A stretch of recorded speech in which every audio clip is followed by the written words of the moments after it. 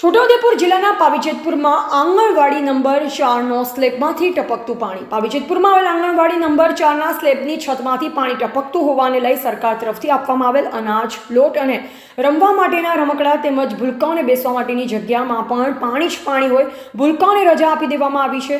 આવી જ રીતના છોટાઉદેપુર જિલ્લાની દરેક સ્કૂલ અને આંગણવાડીની હાલત હોય તો નાના ભૂલકાઓના ભવિષ્યનું શું થશે, ભણશે શું, તેમ પણ આખું વર્ષમાં હવે ટૂંક સમય છે. સત્ર પૂરું થવામાં આવા ટૂંકા સમયમાં શું ભણશે બાળકો? ટપકી રહેલ પાણીથી સ્લેબના સળિયા પણ ખવાઈ જશે અને કદાચ ભૂલકાઓ બેઠા હોય તો તે જ ટાઈમે તેમના ઉપર પોપડા ખરી પડશે તો અકસ્માત સર્જાય તો એનું કોણ? તો આ તંત્ર દ્વારા વહેલી તકે આ સમસ્યાનું નિરાકરણ લાવી રિપેરિંગ કરાવે તેવી લોકોની માંગણી છે. રિપોર્ટર ફારૂક ખત્રી, પાવીજેતપુર.